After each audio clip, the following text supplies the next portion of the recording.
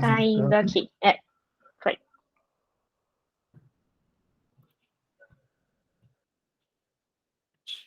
Bom, finalmente, enfim, a gente chegou para falar de verdade um pouco sobre a análise do discurso Pechetiana.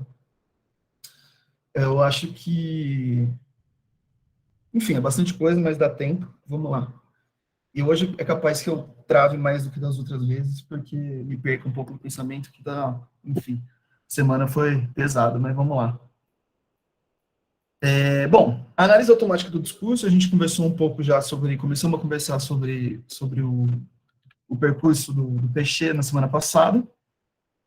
Eu apresentei, então essas vão só para a gente lembrar, a gente viu só no fiozinho da aula, né? Então, uma linha do tempo, eu não vou falar tudo que eu falei de novo, talvez só retomar alguns pontos.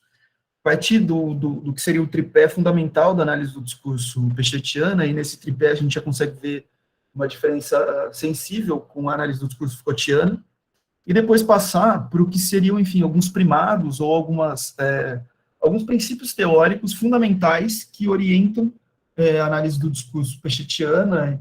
Enfim, uma coisa que eu fiquei pensando depois, não sei se eu comentei semana passada, retrasado, desculpa, era se eu cheguei a falar sobre, enfim, como normalmente as aulas de análise do discurso são, né, pechetiana, que são sempre voltadas para uma discussão com o Althusser, com a psicanálise, discutir esses conceitos.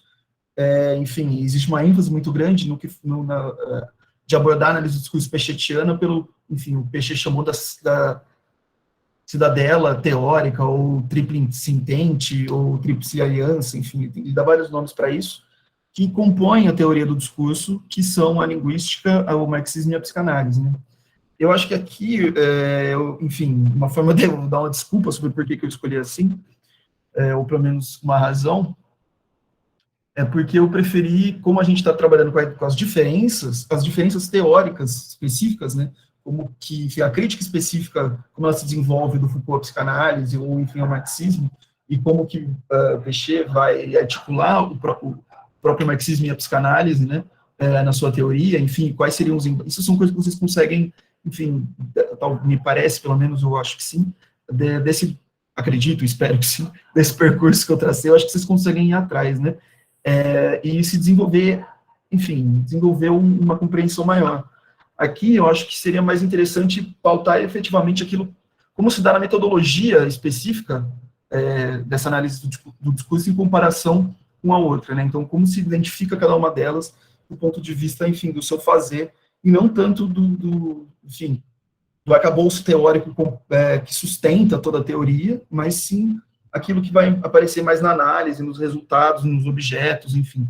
Na análise, focar mais na análise, menos do que na compreensão do que é o discurso. Acho que esse é o ponto, né? Para eu falar aqui, por exemplo, a gente comentou, acho que algumas vezes já durante o curso, alguém perguntou, eu vou falar de formação discursiva, mas não vou adentrar também numa grande discussão, mas perguntou qual era a diferença de discurso para um e outro, né? E para explicar isso, aí eu sim eu teria que fazer, porque o discurso está completamente ligado, né? O Peixe só vai entender o discurso a partir do diálogo com essas outras teorias. E, enfim, Foucault, eu apresentei a concepção dele, mas não adentrei nas outras questões, por exemplo, na analítica do poder, como isso se transforma, como isso, enfim, o que isso quer dizer, a partir, enfim, quais são as conclusões teóricas que ele vai tirar disso, então, quais são as repercussões de ambas as teorias para a teoria da subjetivação, para a subjetividade do sujeito. Eu acho que essas são, inclusive, leituras que eu me sentiria menos apto para apresentar aqui agora. Por isso eu vou focar, então, nessa primeiro termo do sintagma, né, que é a análise e não o do discurso. Bom, depois desse lero-lero, essa era a linha do tempo que eu propus, né, assim, baseado, enfim, de novo, no livro da Denise Maldidier, Inquietação do Discurso, relei Michel Pechet hoje, enfim, não desde que data de 1989, né, então a gente já poderia, inclusive, colocar outras questões, além do que o livro traz, mas também isso traz uma questão interessante, que reforça aquilo que eu falei no começo do curso, né? Já em 1989, estava se discutindo o reler o Peixe hoje, né? Então, num período muito rápido, que a gente pode supor entre a morte dele no início de 84 e a publicação desse livro meio homenagem, meio memorial, ela publicou textos dele que estavam disponíveis, inclusive o que eu acho mais bonito, né, o mais interessante, que é o Discurso, Estrutura e Acontecimento. Em 89, nesses 5, enfim, anos entre a morte e o livro Homenagem, aparece já um relé, né, uma ideia de que ele não é lido ou que está se deixando de ler, enfim. O esquecimento dele foi feito muito rapidamente. Então não é só porque existe um texto em 2013, que foi o que eu trouxe, né, publicado em 2013, que se pergunta por que ele é peixe hoje, enfim, e traz questões que eu acho que para nós não seria tão relevante, dado não traz nenhuma discussão, enfim, para nós essa pergunta não faz muito sentido, e nem muito menos a forma como ele responde, né, por que ele é peixe hoje, pensando, enfim, nos peixetianos, não nos Foucaultianos, ou o que quer que seja. Mas, enfim, mesmo nesse de 2013, que já é um pouco mais novo, isso só se aumenta. Então, assim, traz água para o moinho de que realmente a gente tem, não uma análise do discurso, enfim, que se inventa aqui, que se cria e se produz autonomamente aqui, né? Mas que a gente produziu já uma tradição de interpretação dessas teorias que a gente poderia falar, então, de uma análise do discurso, se não brasileira, com o B maiúsculo, pelo menos ao modo brasileiro, e não se pautar mais e não lutar efetivamente por esse sintagma, né? Análise do discurso francês, ou escola francesa, análise, enfim, como queira. Eu acho que a gente pode já se nos separar dessa escola de pensamento. Enfim, a gente não faz a mesma coisa. E a gente não lê os autores, enfim, da mesma forma, né? Bom, então, acho que os marcos que eu gostaria de retomar é que o primeiro é entre 69 e 71, né? Por mais que em 71 ainda não se sinta o efeito da publicação do Aparelhos Ideológicos do Estado, ele reorganiza muitas das coisas que foram ditas antes em prol de uma teoria geral das ideologias, ou caminhando. Nesse momento, o Peixe já frequentava, por mais que não tivesse sido publicado, né, os Aparelhos Ideológicos, mas ele já frequentava o seminário do Althusser, então ele já está, enfim, pensando, ou pelo menos pensando, se ele frequentava, dá para dizer que isso, né, era uma questão para ele, em certo sentido. Mas essas eram questões que já povoavam o imaginário teórico, que ele vai mobilizar em 69, mas que ele vai fortalecer isso em 71, né, quando ele vai efetivamente já ir traçar um paralelo muito mais forte entre uma teoria da ideologia, entre uma leitura do que seria uma ideologia na linguística, enfim, um embrião do ideológico como a evidência do sujeito, né? Então, o sujeito que diz eu, essa é uma evidência ideológica, né? Cria essa evidência de que eu sou igual a mim. A segunda, que o Althusser propõe, então já existe aí esse diálogo, ou pelo menos o caminho para isso, é a ideia de que a evidência do sujeito ela vem junto com a evidência do sentido. Essas coisas são inseparáveis. Ainda mais porque, para Althusser, e onde isso se encaixa, né, é na ideia de que a subjetividade se dá pela linguagem. Bom, aí eu acabei entrando no marxismo que eu falei que eu não ia entrar. Mas vamos lá, porque eu acho que isso é uma parte importante que eu não vou comentar no resto. Então, a própria ideia de poder se dizer eu para o Althusser enfim, a cena de interpelação que ele coloca, que eu acho muito interessante, principalmente como isso foi traduzido no Brasil, que é a cena de um policial que fala, ei, você, e o outro se vira. Esse processo, o chamado ideológico, então, aí, enfim, o chamado linguístico, né? Existe a interpelação, ela é linguística, ela é uma vocalização, enfim, isso, obviamente, reduzir isso à voz seria um problema, né? Pensar que é uma enunciação, melhor dizendo, e o se virar, então, é o reconhecimento de si, e aí ele vai ter um diálogo muito grande com a teoria dos espelhos, e isso eu realmente não vou nem me aventurar, porque eu não manjo muito nada de tipos canais, mas, enfim, ele vai construir a teoria dele, o Althusser, nesse caso, nessa leitura, a partir, enfim, desse chamado linguístico. E é curioso porque a cena interpelativa que ele traz é um policial e enfim, uma pessoa na rua, e ele está falando dos aparelhos ideológicos de Estado frente aos aparelhos repressivos, que seria a própria polícia. Então, já existe aí uma tensão nessas duas coisas, né? Mas que interpelação, interpeller em francês, não significa só isso que a gente entende por chamar, né? Uma espécie de uma evocação de alguém. É a forma como se descreve a nossa batida policial. Quando eles falam, a gente pode traduzir interpelação por interpelação e por abordar. Né? Então, a abordagem policial é uma interpelação, em francês, que é uma forma como a gente não usa. Né? Então, também mostra como que já existe aí não só o papel do Estado, mas o papel da polícia, mas o papel de uma negatividade, de um princípio que a Butler vai chamar de um princípio trágico, né, que é essa ideia sempre do negativo, da falta, que é muito própria também à psicanálise.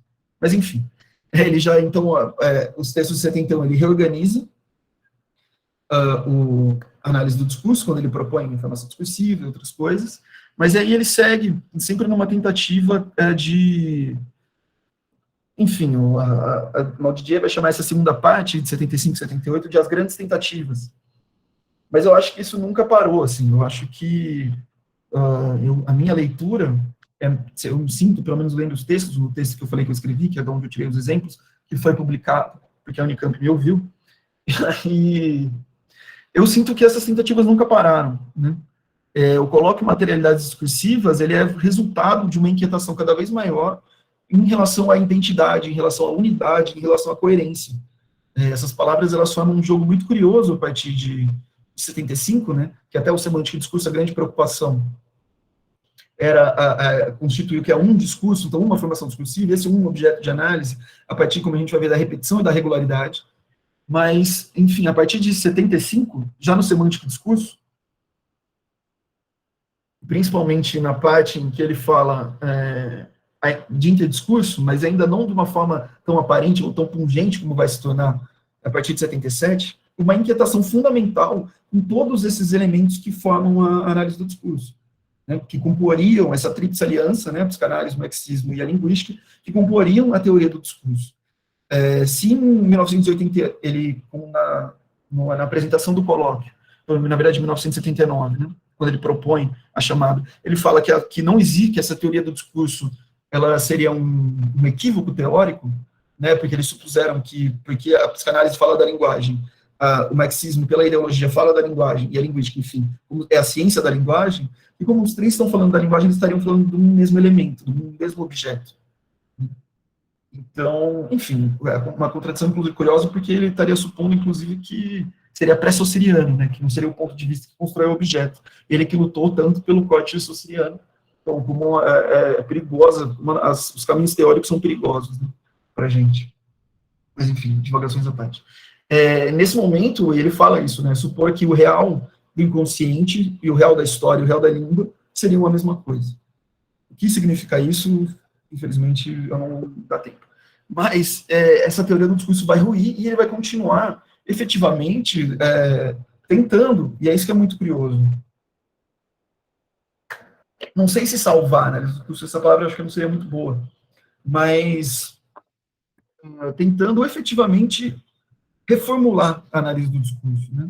Talvez a gente possa falar que ele estava começando a refundar princípios fundamentais, porque no texto de 83 ele põe em questão não a relação com o inconsciente necessariamente, ele já havia feito em 78, mas em 83 ele põe em questão a ideia de formação discursiva, propondo que não se analise mais um discurso, mas a ideia de materialidades discursivas, né, isso vem de 80, mas ele reafirma isso, faz uma crítica própria ao empenho teórico que foi dado à ideia da formação discursiva,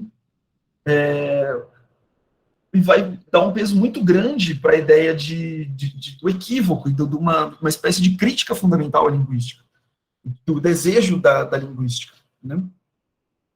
Isso vai vindo a partir também de um questionamento muito grande do que significa paráfrase, que a gente vai ver que é o principal instrumento analítico da análise do discurso. Então ele está questionando todos os fundamentos, assim, eu acho que a partir enfim, da discussão do interdiscurso, que é o que instaura, como a gente vai ver, a exterioridade dentro do discurso, então, em certo sentido, o interdiscurso não seria o real do discurso, mas seria o que sustentaria, de alguma forma, ele vai começar a questionar o que causa, o que constrói a unidade de tudo aquilo com que ele trabalha. Se ele vai propor alguma coisa em 1980, é propor a interdisciplinariedade. É propor justamente que a análise do discurso precisa sair desse tripé, e talvez aqui eu esteja um pouco embebido de um outro texto que eu estou escrevendo, que eu estou defendendo isso, mas, de qualquer forma, está no texto também, eu não estou só viajando, mas que ele fala que é preciso sair dessas referências muito conhecidas. Ele escreve com essas palavras, se não me engano. E quem vai ser chamado para discussão? Ele assina em 83 para a história, para a antropologia histórica, com Michel Tietot, ele vai assinar para a filosofia analítica e para a filosofia da linguagem, na real, né, para o Wittgenstein, principalmente, mas também fala do Austin.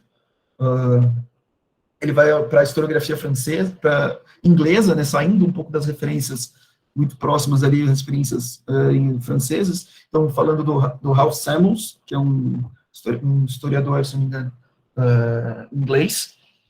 Enfim, ele vai chamando e evocando outros campos teóricos. Isso já se materializa na própria discussão do colóquio materialidades. Ele termina, inclusive, nesse último texto dele, clamando pelo fim de uma figura que ele chama do velho marxista que queria construir sua biblioteca sozinho. É que para isso achava que tinha pregos e porcas, mas na verdade só tinha parafusos e porcas, mas na verdade só tinha pregos, uma coisa assim. E aí, ele está ali realmente reformulando tudo aquilo que vinha se consumindo, beleza? Depois desse meu elogio à análise do discurso e à história da análise do discurso, eu vou voltar então para a discussão fundamental. Bom, acho que aqui, no Semântica e Discurso, que é o livro mais importante dele, ele sistematiza bem o que é o fazer da análise do discurso pechetiano, ou pelo menos qual é o princípio fundamental que ela segue para orientar as suas análises, né? O sistema da língua é, de fato, o mesmo para o materialista e para o idealista, para o revolucionário e para o reacionário, para aquele que dispõe de um conhecimento e para aquele que não dispõe desse conhecimento. Aqui, nesse primeiro período, o que ele está chamando a atenção, o que ele está sustentando, é que existe um objeto próprio, língua, que ela é, em certo sentido, transversal, né? Todos nós falamos a mesma língua. Lembrando que aqui ainda a discussão ainda era o estruturalismo linguístico. Se é ou não a mesma língua, enfim, no sentido gerativista ou até mesmo funcionalista, enfim, não é o ponto. Mas é a assunção de que, bom, existe esse sistema da língua que nós reconhecemos e que, enfim, ele é de alguma forma compartilhado entre todos nós, e ele é o mesmo para cada uma dessas posições sociais. O materialista e o idealista, na teoria, o revolucionário e o reacionário, no campo da política como enfrentamento, e no campo do saber, aquele que dispõe de conhecimento para aquele que não dispõe desse conhecimento. E ele segue. Entretanto, não se pode concluir, a partir disso, que esses diversos personagens tenham o mesmo discurso. A língua se apresenta, assim, como uma base comum de processos discursivos diferenciados. Inclusive, essa frase final, a língua se apresenta como uma base comum de processos discursivos diferenciados, é uma primeira forma da gente compreender o que para o Michel Pechet, e para a análise do discurso materialista, o que vai ser a enunciação, né? É esse colocar em funcionamento, inclusive a palavra processos discursivos, né, nos leva a isso, enfim, diferenciados, enfim, colocar em funcionamento esse sistema linguístico, esse sistema de signos. Isso é a enunciação, no primeiro momento. Bom, nesse segundo parágrafo é onde ele vai colocar justamente a questão que ele estava querendo trazer. E aqui, por mais que não seja explícito, já tem uma diferença fundamental com Foucault, né? Foucault não negava a língua, mas se negava a pensar o enunciado como um fato linguístico, no sentido, enfim, de uma ordem própria da língua. Isso, porque, enfim, o objeto dele era outro, né? Era construir as séries de enunciados para disso entender em domínios diferentes, enfim, pensando sempre a dispersão, né? Então, como isso ia ainda fazer parte, enfim, de uma forma semelhante, ou fazia de algum núcleo, num mesmo motor, né? Que ele vai chamar de formação discursiva. Aqui a gente já vê uma ruptura, porque o que se clama é justamente a língua. É um diálogo com a linguística que se estabelece de dentro e por fora da linguística. O Coutinho, ele resume isso muito bem, que foi um dos últimos a ingressar em 81, né, a fazer parte, efetivamente, do que a gente pode imaginar como a tradição francesa da análise do discurso, dessa época. Ele vai falar, para ser analista do discurso, eu preciso ser linguista e deixar de ser, né? O que para Foucault não faria sentido. Porque para ele, para fazer a análise do discurso, é efetivamente não ser um linguista, nem um lógico, nem um historiador das ideias. É propor a arqueologia do saber. Aqui, então, uma outra diferença que eu acho importante é pensar que aqui ele já vai partir, não de uma tipologia, mas uma topologia baseada nessa forma, dessa narrativa dos personagens. Então, o materialista e o idealista, essas oposições, o revolucionário e o reacionário. Então, quando a gente falar da formação discursiva, daqui a pouco, vai vir também dessas divisões fundamentais que o próprio, enfim, que o marxismo, no pensamento da contradição, como ele vai se desenvolver, a gente vai ver por quê, como ele coloca a visão do que é a luta de classes, né? Pensando que isso seria enfim, não exatamente analogia, analogamente, talvez, grandes analogias da divisão fundamental, que seria burguês e proletariado. Não que eles sejam, enfim, o materialista é necessariamente o proletariado, mas eles partem sempre dessa mesma contradição fundamental que vai gerando efeitos outros, né? De outras construções, então, de outras contradições. Bom, então isso já marca duas primeiras diferenças, a assunção da ciência linguística, de trabalhar a partir da linguística, mas também de explodir a linguística no que se fala da semântica, e uma certa topologia, que não é necessariamente uma tipologia, né, isso é um problema muito grande com a análise do discurso, mas essa topologia de entender na contradição, ou pelo menos nessas figuras sociais, nesses personagens, que se vê desenhado numa formação social, ou o que vai ser analisado nas formações discursivas. É assim que a gente vai ter a formação comunista, a formação discursiva, enfim, pode falar de direita, de esquerda, então, o Coutinho vai falar dos comunistas endereçados aos cristãos, o Jean-Marie Maranda vai falar do Partido Comunista Maoísta, enfim. Então, são desses personagens que se dividem, tudo bem? Bom, então existe um tripé fundamental de elementos que a análise do discurso se ocupa, do ponto de vista da análise, então, da prática, que a primeira é a língua, então, que é preciso se atentar, e aqui fica mais clara ainda a reivindicação, em 69, que o que ele vai defender, justamente, ele vai fundar a análise do discurso falando, a gente precisa observar a língua, e é preciso que, na semântica, haja uma mudança de terreno. Que se tudo bem, se eu consigo deixar estruturas fonéticas, fonológicas, que talvez seja onde ainda funcione o estruturalismo de algum sentido, ainda hoje, contemporaneamente, tudo bem se eu consigo achar estruturas morfológicas e estruturas sintáticas, mas na hora de falar do sentido, não cabe. Porque na hora do sentido existem coisas, enfim, a gente volta para aquela primeira definição, né? Existem personagens que vão construir processos discursivos diferenciados. Então, aí já não funciona mais. É preciso pensar, então, uma semântica discursiva.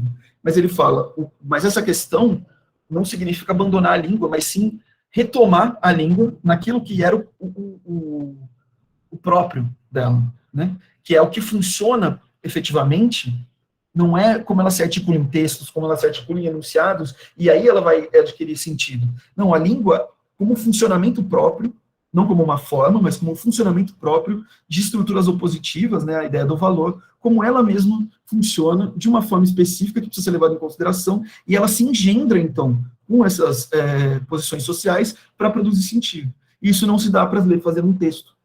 O texto, ele é um segmento que existe como uma realização específica. Então, aqui a gente tem a recusa também do documento, né, como unidade de análise, não é o documento, para o Foucault é o monumento, mas aqui para a gente vai ser a língua, para a gente, olha, já estou falando como se eu fosse não, eu estou falando disso, está tudo bem. Eu estou no meio de uma crise de personalidade em relação à análise do discurso, mas está tudo bem. Enfim, essa oposição a esse documento, a essa unidade fechada. Isso vai ser importante quando ele vai discutir o arquivo, né? Depois. E talvez eu acho que o Rogério fale um pouco disso.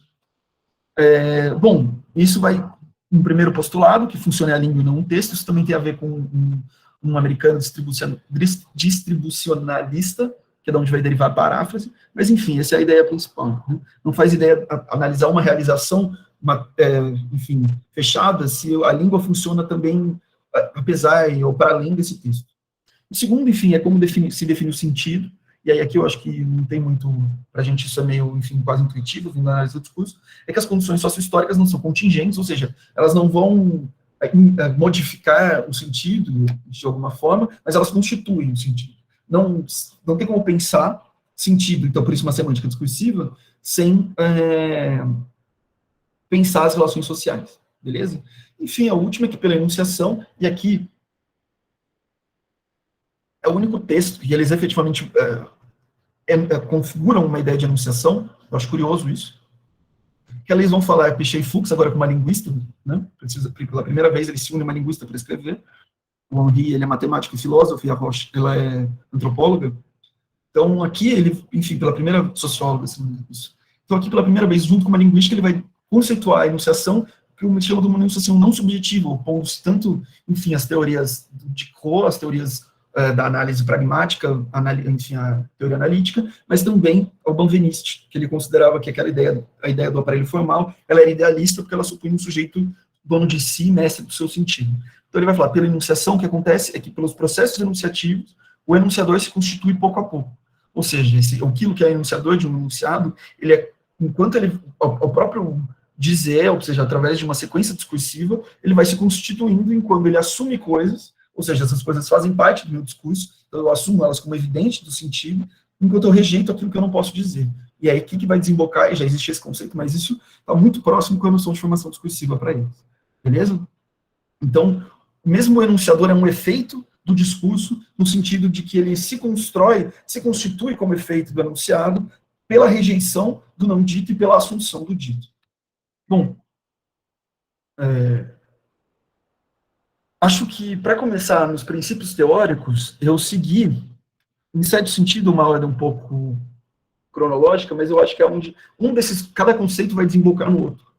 E aqui eu tenho, inclusive, trabalhado com esse, eu acho que é um conceito da análise do discurso pechetiana que eu ouço muito pouco falar sobre, e não, enfim, porque eu não conheço a fundo. Então, digamos assim, no que é o mais, não conheço a fundo, assim, não participo a fundo dos congressos, enfim, da rede acadêmica mais concreta, né, da análise do discurso materialista. Beleza.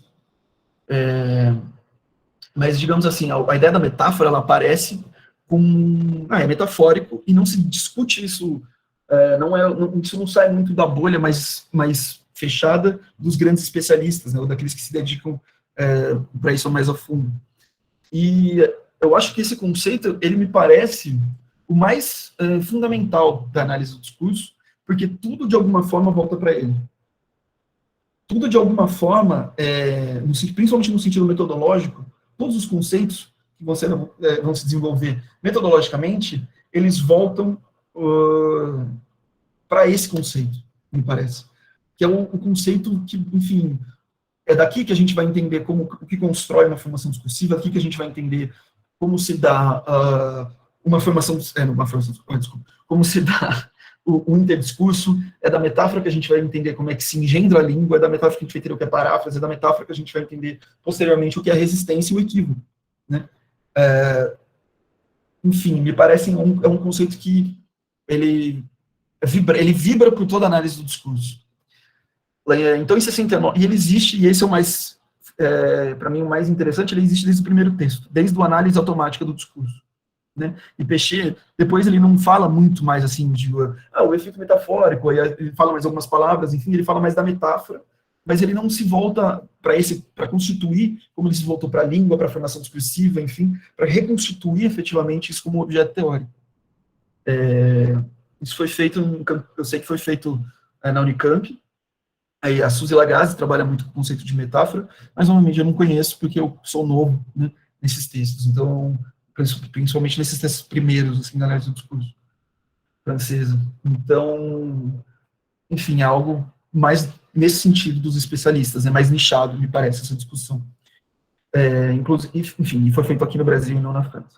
Mas ele vai dizer, então, nesse texto 69, que ele propõe, é a tese dele, de doutoramento, em que ele propõe a análise automática do discurso, que ele propõe, em primeiro lugar, era um aparelho teórico, certo? Um aparato teórico, não um aparelho, desculpa, que ia fundamentar, isso em 1975, é preciso pensar que a informática era, enfim, algo ainda muito mais próximo do binário, né, e próprio da repetição, e da informatização, ou seja, da possibilidade de uma leitura muito rápida, de uma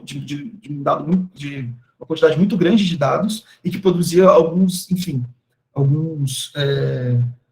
outputs generalizantes, no certo sentido, capaz de fazer isso muito bem, né?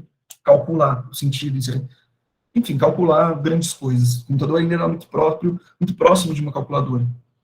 E o Péchet, ele vai propor, a partir do aparelho teórico que ele estava, aparato teórico que ele estava construindo, e principalmente em relação ao marxismo, a psicanálise ainda menos, mas muito pautado pela discussão marxista, e um pouco sobre a discussão da constituição subjetiva na psicanálise, né? Então, os efeitos imaginários, enfim, uma forma de analisar, de fazer a semântica, informacionalmente.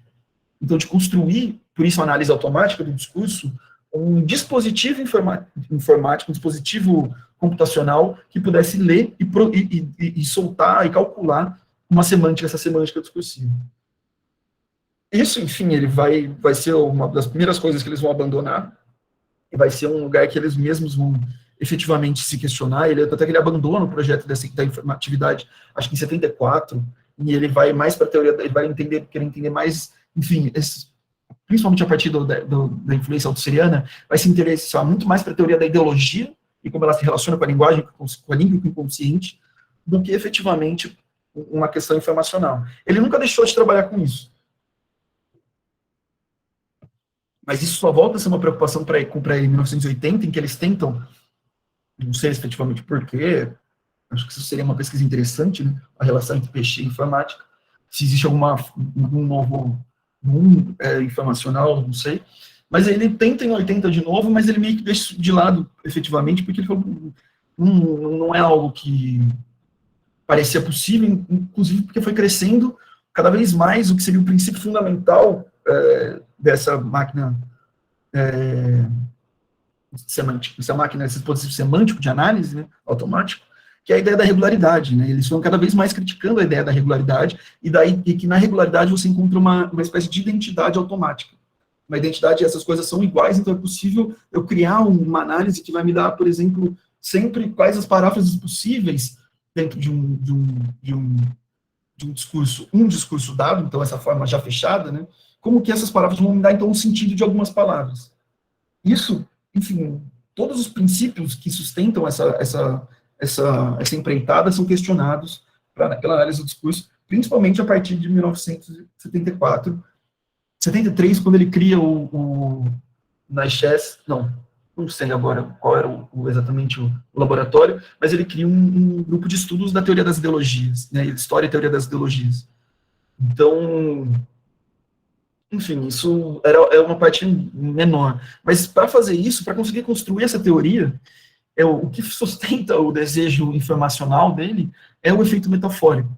Ele vai pensar se o sentido, ele não, enfim, se eu estou propondo que o que funciona é a língua, é esse mesmo texto, e não um documento, então eu tenho que analisar, enfim, estruturalmente a língua, o sistema da língua para chegar no sentido, de alguma forma, e se, então, eu abandono o documento, eu vou começar a olhar várias sequências e compará-las, significa que o sentido também vai estar nessa comparação. Ou pelo menos que é nessa comutação ou substituição contextual, ou seja, existe aqui um mesmo enunciado que foi redito de uma forma muito parecida, e aqui ele estava muito próximo da formalização de uma linguística que buscava, enfim, formalizações, né?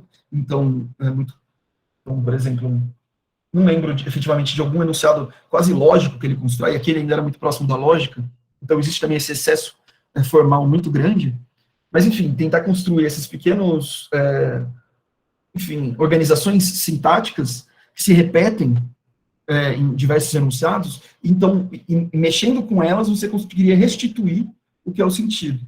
Então, enfim, para sustentar isso e para entender como isso se dá em termos discursivos, ele vai propor a ideia do efeito metafórico, né, que o sentido, ele é fundamentalmente metafórico. O que isso diz é que não há como analisar nunca um enunciado ou uma sequência discursiva, que é como eles chamam, e tirar dessa sequência discursiva o sentido dela. Por isso ele escreve, chamaremos efeito metafórico o fenômeno, aí tem um erro de digitação, semântico, produzido por uma substituição contextual, para lembrar que esse deslizamento de sentido, então efeito metafórico e deslizamento, né, então pensando que o sentido ele vai deslizando, então existe um certo movimento do sentido, entre x e y, pensando que são, enfim, duas unidades que se repetem, né, então x, a sequência discursiva x, e a sequência discursiva y, é constitutivo do sentido designado por esse x e esse y. Então, a sequência discursiva x e y, os sentidos que a gente consegue aprender de cada uma delas, só existe um deslizamento entre elas. E, obviamente, que isso já traz um problema, e, na verdade, isso é um problema tematizado por ele, que é, bom, então, se eu construir um discurso, isso também só diz respeito, mais ou menos, a esse meu recorte que eu estou fazendo como analista. Isso vai gerar problemas exatamente de como se formula, então, um discurso, e o que garante que esse discurso seja sempre igual a si mesmo. Se ele é produto das relações sociais, que é contraditório, ele é produto de um sujeito que enuncia, que é contraditório, de uma língua como a gente vai ver, ela está sempre em relação de falha consigo mesmo. Então, enfim, esse que vai ser o grande problema, né? Bom, desse efeito metafórico, enfim, desse deslizamento, desse movimento, vai surgir toda a primeira proposta teórica deles. Uma coisa que eu acho que é importantíssimo da gente pensar aqui, com o efeito metafórico, é a ideia de que, para a análise do discurso francesa, princípios como sentido figurado e sentido literal, sentido conotativo e denotativo, sentido, enfim, literal e metafórico, são construções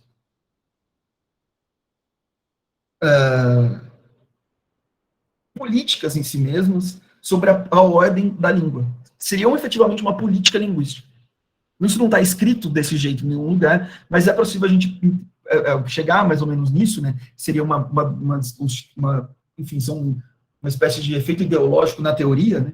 Lembrando aqui, ideológico não como mascaramento, mas como constitutivo, de uma forma de encontrar o sentido, que seria uma forma que ele vai chamar, inclusive, de burguesa, como isso se desenvolve na linguística, uma espécie de tentativa de dominar o sentido. Porque como você vai definir o que é o literal e o que é o metafórico? É sempre uma disputa entre o que é o literal e o metafórico. Né? Se você entender o metafórico sempre como novo e o literal como original. Entre o figurativo e o temático, qual é o sentido próprio e o impróprio de alguma coisa? Né? Eu acho que isso, para análise do discurso, se torna muito interessante de trabalhar, porque é sempre lembrar que essas distinções, não é que elas não existam, né? Negar, então, não, beleza, não existe sentido metafórico. Então, porque isso não, enfim, isso seria negar a própria materialidade da ciência linguística, né? Existe, isso faz efeito. Mas é preciso entender que isso existe, enfim, como uma ideologia, como, pensando em termos pechetianos, seria algo como um efeito da ideologia na teoria, na construção da teoria, né? Como constitutivo de uma própria política da teoria, e não como um dado próprio ao sentido, porque a gente poderia reconfigurar o entendimento disso a partir de uma outra construção, a gente poderia propor outras divisões, né? Enfim, eu acho que essa é uma sacada muito foda dele, logo nesse começo, de falar assim, bicho, o sentido é sempre no deslizamento. Então, e chamar isso de metafórico, né? A ideia de metafórico, uma palavra no lugar da outra. Então, uma sentença no lugar da outra, uma paráfrase, daí vai vir. Isso que é o que move o sentido, é isso que produz o sentido. Então, inclusive, o sentido de uma coisa não pode estar numa essência, porque ele não está em uma coisa, ele está nem no entre, né? No deslizamento, mas ele também não pode se manter igual.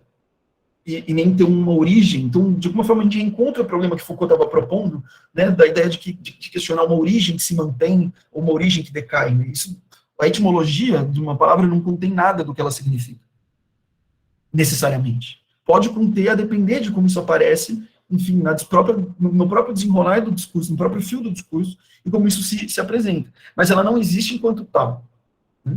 Então, aqui existe também uma crítica, enfim, pelo menos a possibilidade de uma crítica à busca da origem, à busca de seja uma origem, então, para fechar o raciocínio, seja uma origem focada na coisa, seja uma origem que se mantenha no tempo ou que decaia, porque o sentido, ele é sempre atualizado, o sentido é sempre contemporâneo a si mesmo. Mesmo se a gente faz uma análise, enfim, do que eram os sentidos dele, existe uma contemporaneidade desse sentido que a gente está restituindo, né? E a gente está construindo enquanto analista. Então, isso é muito interessante de pensar, e isso faz parte do pensamento dessa teoria como um todo. Bom, o efeito metafórico e a paráfrase são os dois conceitos fundamentais, operatórios, juntos, depois que pré-construído, talvez, da análise do discurso, mas eles fazem parte de como você vai formar depois os outros elementos, né? O efeito metafórico, então, é isso, como ele é definido um outro sentido, um deslizamento do sentido dele, seria essa repetição do idêntico através de formas necessariamente diversas, que caracteriza a nossos olhos o mecanismo de um processo de produção. Lembrando, então, que a língua é a base para que processos discursivos ocorram. E é nisso que está a semântica. Então, aqui isso está recolocado, né? Isso é uma outra forma de dizer o que já estava dito. Agora, da parte do sentido e não da língua. Então, a repetição do idêntico, então, o idêntico no sentido aqui de uma mesma unidade discursiva, ou mesmo de uma mesma unidade linguística, através de formas necessariamente diversas que caracterizam a nossos olhos o mecanismo de um processo de produção. Isso desemboca necessariamente no conceito de paráfrase. A produção do sentido é estritamente indissociável da relação de paráfrase entre sequências. Por quê? Porque o sentido é metafórico, ele está no deslizamento. Então, é justamente quando, dentro de um mesmo discurso, dentro de uma mesma unidade que se identifica, pensando aquele efeito ideológico, de uma unidade, de uma evidência de si, eu sou isso, eu sou igual a mim mesmo. Então, dentro dessa relação, duas coisas são vistas como iguais. Isso é o princípio do sentido, talvez. Uma outra forma de dizer o efeito metafórico. Dentro de um processo discursivo, inconsciente, linguístico, enfim, duas coisas são faladas como, não, eu posso trocar isso por isso. Ou isso está próximo disso ao passo de dizer coisas semelhantes. Então, eu poderia dizer isso, e os efeitos seriam próximos. Ou, inclusive, elas são usadas da mesma forma. Né? Então, enfim, isso, nesse momento. Então, o sentido está sempre tendo que ser observado a partir dessa relação. Porque é nisso que enfim, que foi colocado, a partir dessa, enfim, essa constituição histórica de uma identidade entre dois elementos, que vai fundamentar a produção do sentido. Então, ele vai falar, a produção do sentido, enfim, tais que a família parafrástica, ou seja, essa repetição do idêntico, como eu consigo destrinchar ela em famílias parafrásticas, dessas sequências constitui o que se poderia chamar a matriz do sentido. Então, enfim, eu vou ter que perfilar o meu discurso, essas sequências que eu estou enumerando a partir do meu recorte do arquivo, e constituir as famílias parafrásticas como se elas tivessem, enfim, alguma relação, seja porque elas são postas, porque eu assumo, tem essa assunção, né, de que existe um efeito de identidade que está sendo colocado, seja porque eu identifico elas como idênticas, e esse é um grande problema que vai ser dado depois, posteriormente, na teoria, porque é justamente aqui que tem uma pedra no sapato da análise do discurso, que é supor, enfim, que existe uma identidade sempre consigo mesmo, né? E é isso que está sendo colocado em questão. A própria Fuchs e Péchet, já nesse texto, colocam isso em questão, quando elas vão falar nada garante que entre as paráfrases, entre as famílias parafrásticas, o sentido se mantenha o mesmo. Então, aí que eles já vão propor, dando mais força ainda, a ideia de deslizamento, de que o sentido está sempre fugindo, o sentido ele está sempre, enfim, você nunca consegue aprender o sentido, você sempre consegue aprender efeitos de sentido, certo? Que se constituem entre duas sequências. Aí eles sinalizam, isso equivale a dizer que a partir da relação interior dessa família, enfim, parafrástica, se constitui o efeito de sentido. Beleza? Então, esses são os dois, o primeiro princípio teórico, e, enfim, fundamental, que é o sentido, ele é um deslizamento, então eu não busco em uma realização, mas eu tenho que ter pelo menos duas, que é na comparação, é no atravessamento de uma pela outra, que eu consigo entender o sentido, buscar o sentido, e que então eu tenho que sempre assumir que o sentido ele nasce de uma família parafrástica. Tá bom? E é a partir da constituição do analista de famílias parafrásticas que vai se dar a análise. Aqui existe uma diferença curiosa.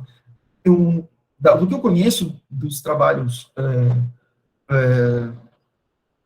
em análise do discurso, enfim, dos franceses, essa ideia de família parafrástica ela é sempre recortes do arquivo, no sentido de que eu sempre pego uma quantidade X de enunciados que eu identifico teoricamente, como parafrásticos entre si, e chamo isso de uma família parafrástica para buscar algum efeito de sentido, ou enfim, alguns, né? Então pode ser de um termo, ou de uma construção linguística, enfim. No Brasil, além disso, existe um outro expediente, que seria, por exemplo, o experimento com paráfrases. Então, o que isso poderia dizer? Então, eu como analista, constituindo as possibilidades interpretativas para brincar justamente com o que seria aquilo. Me parece que essa já é uma leitura mais brasileira, e, enfim, isso parece toda uma discussão de como isso pode ou não entrar na sua análise, do que efetivamente é feito nas análises temáticas da análise discursiva francesa. Quando o Péchet, evidentemente, está propondo a teoria, e ele traz sempre, por mais que ele fale de sequências, ele, na maioria dos textos dele, ele sempre analisa um enunciado e vai propondo desdobramentos, vai propondo, enfim, trabalhando com a equivocidade, a gente vai entender daqui a pouco melhor isso, desse enunciado. Enfim, o resto não trabalha assim, só ele trabalha por essas suposições. Mas aí ele não está falando do funcionamento de um discurso específico, de um sentido específico, mas ele está fazendo um exercício muito mais localizado.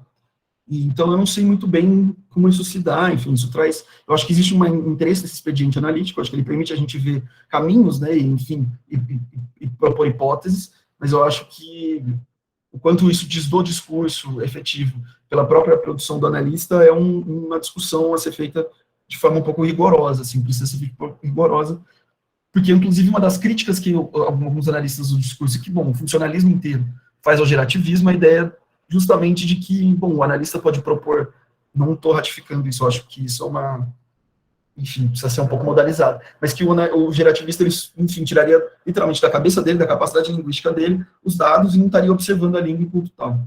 Então, a gente, enfim, tem essa mesma tensão aqui a ser pensada, né? Quando o analista está propondo a ideia das paráfrases, e não quando ela não parte necessariamente do corpus. Bom, dois outros princípios teóricos, agora mais relativos com o diálogo que ele estabelece com a linguística, é a ideia de valor e funcionamento da língua.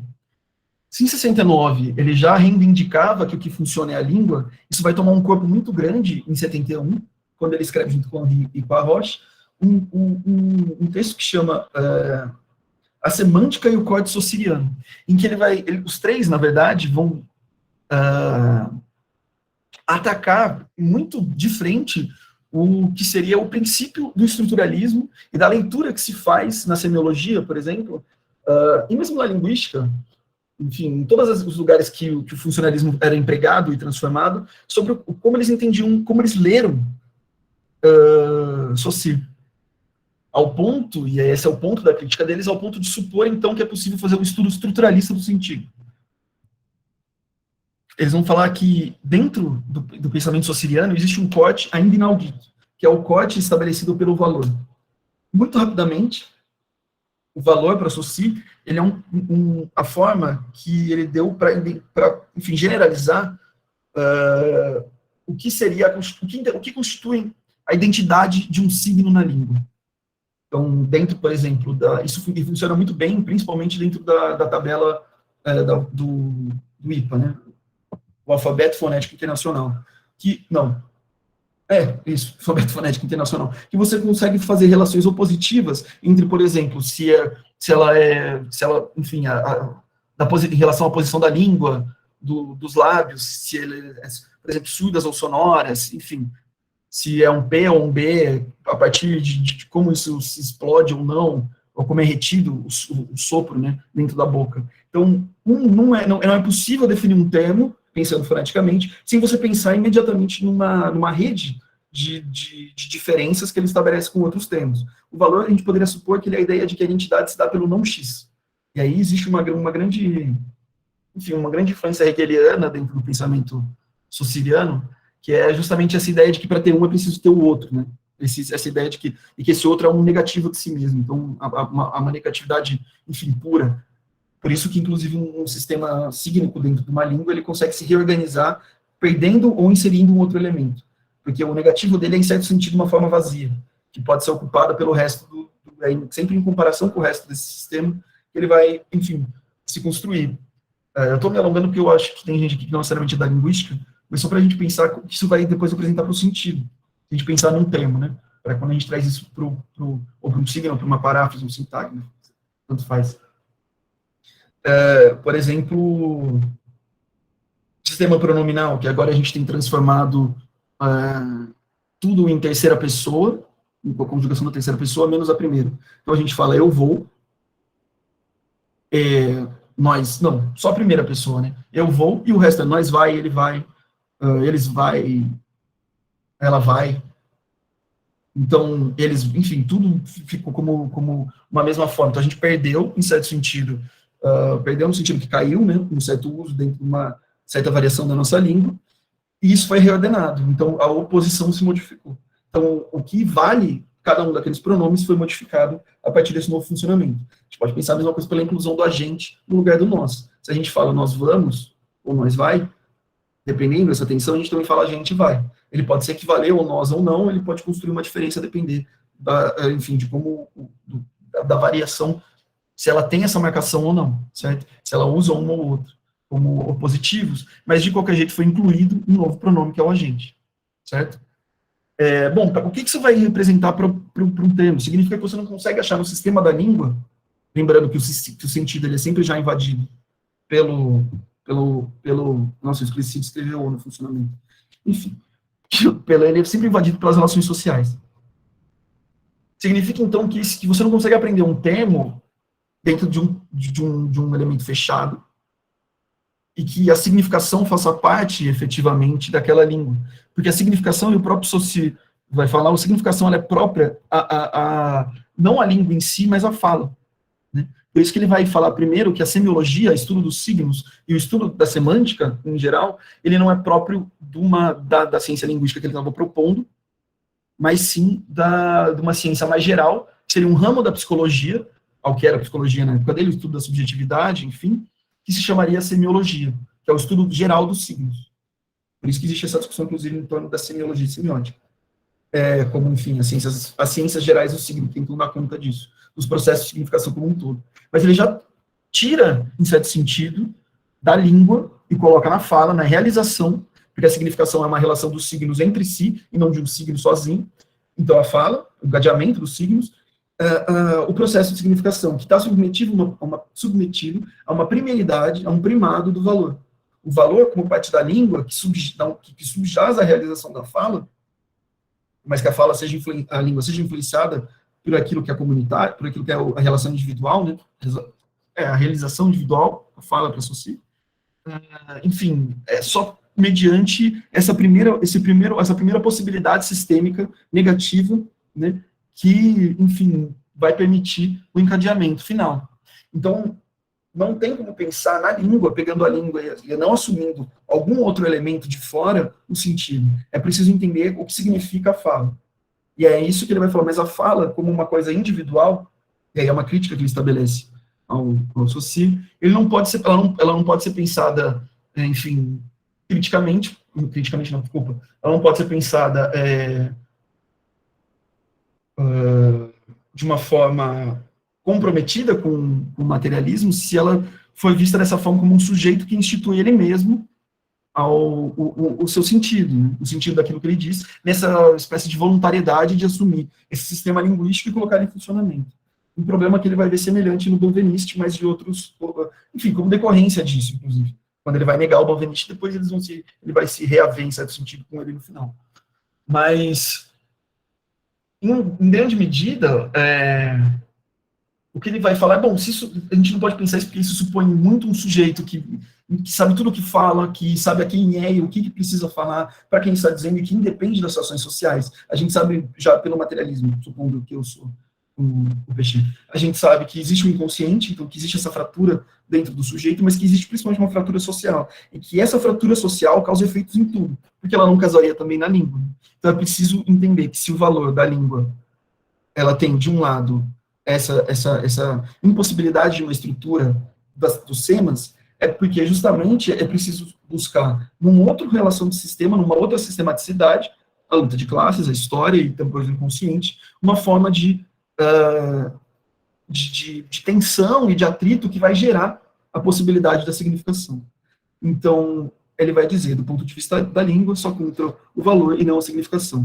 Ora, se considerarmos, por exemplo, o domínio da política e da produção científica, constataremos que as palavras podem mudar de sentido, seguindo as posições determinadas por aquele que as emprega.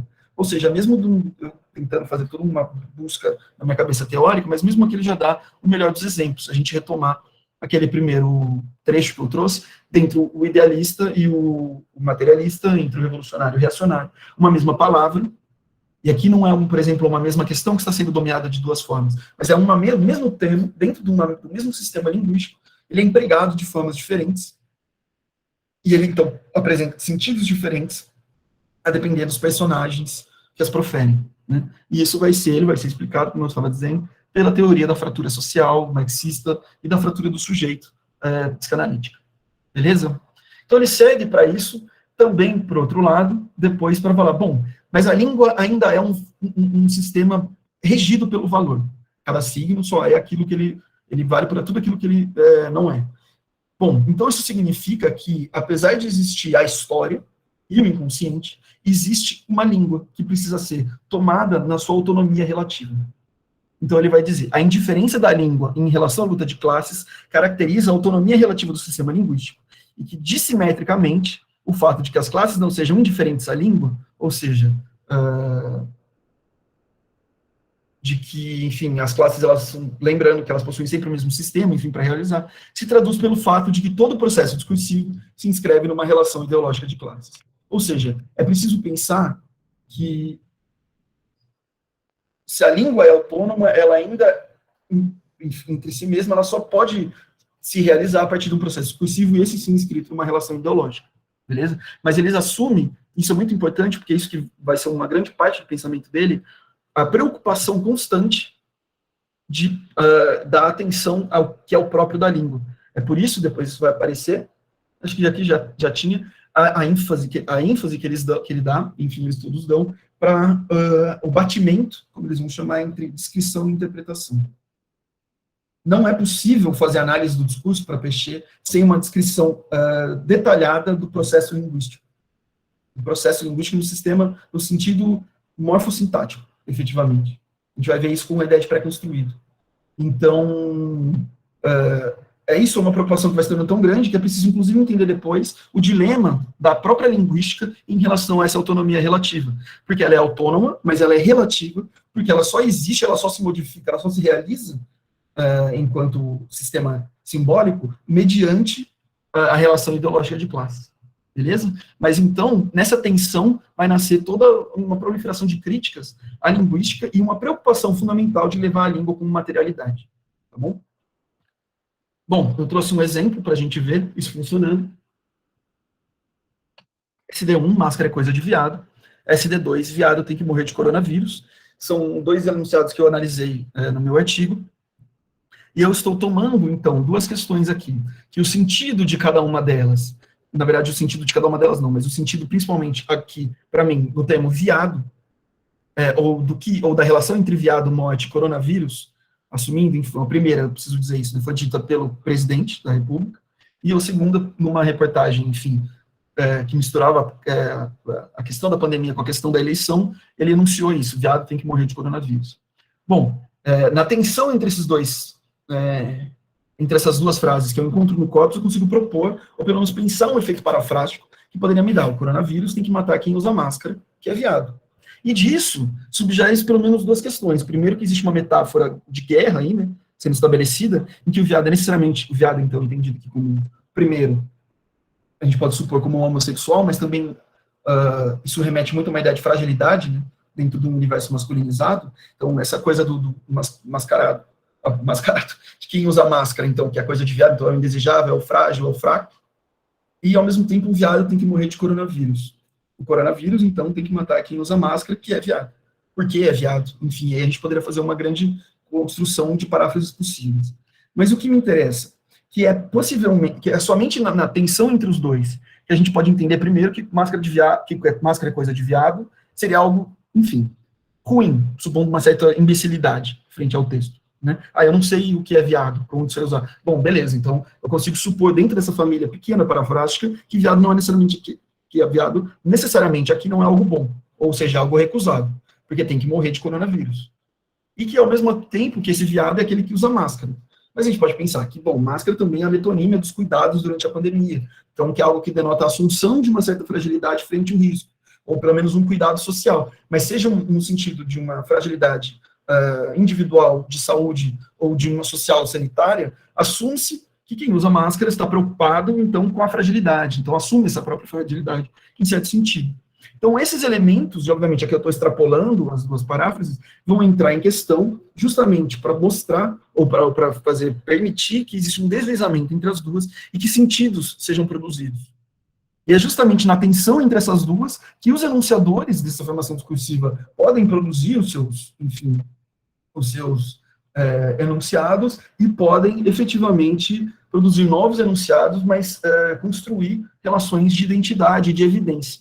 Né? Quando o Bolsonaro diz máscara é coisa de viado, ele não dá grandes explicações sobre isso. Supõe-se que essa frase já é necessária, em certo sentido, para demarcar algum tipo de posição, né? Homofóbica, violenta, atroz, enfim, genocida, a gente pode enumerar cada vez mais, corrupta, né? Hoje mais um, então a gente pode enumerar enfim, fascista, efetivamente, de qualidades que se evocam a partir dessa construção e da conjuntura contemporânea.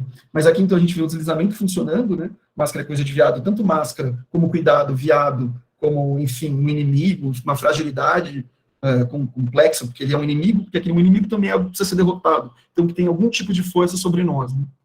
E ele é fraco porque ele, então, o Humberto Eco, na minha análise eu falo disso, eu trago isso, faço referência à ideia do neofascismo, e ele vai falar que, enfim, o neofascismo é um alveário de contradições, e uma delas é justamente essa questão de que o inimigo é fraco, e por isso a gente é superior a eles, mas o inimigo é forte, por isso precisa ser eliminado. É aqui que a gente está mais ou menos vendo isso funcionar, beleza? E, enfim, o expediente das paráfrases. Bom, formação discursiva e contradição.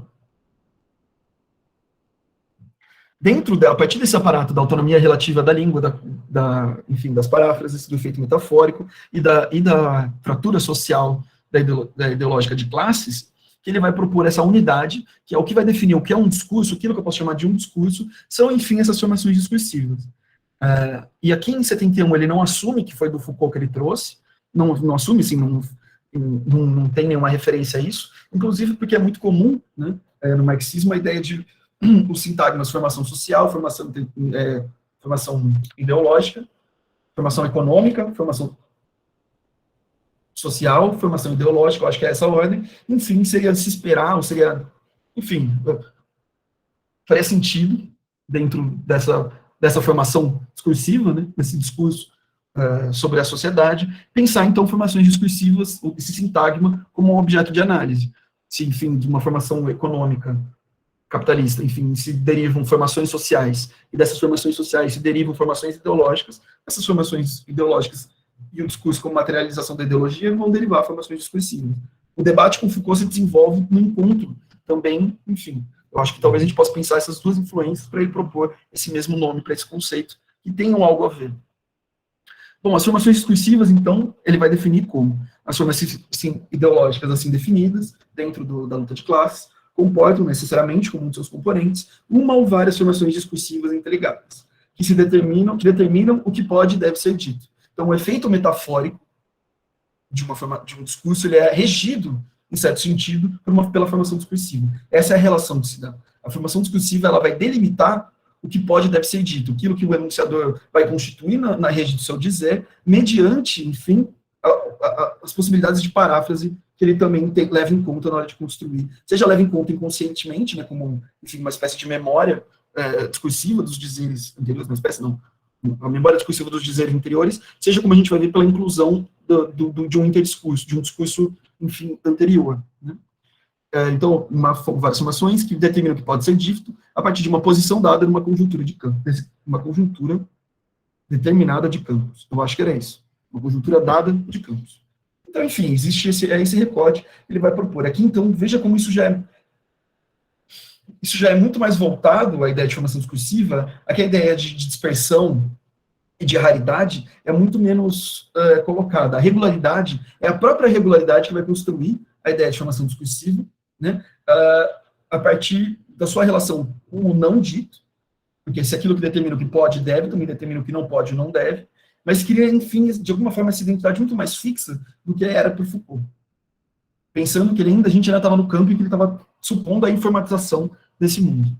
Então, bom, essa formação discursiva, assim, determinada, ela vai perdurar na análise do discurso, ela vai passar por reformulações do semântico do discurso, mas aí, principalmente a partir de como ela tem um problema, ela traz um problema com o primado da contradição no marxismo, o Péchet vai cada vez mais bater de frente com o Foucault, inclusive num texto que não só sou eu que digo, a Maldidier, no livro dela também fala, é muito pouco solidário, muito pouco simpático com o Foucault, ele é um texto bem amargo, são os ataques, enfim, você vê é um tom meio sarcástico em relação ao Foucault,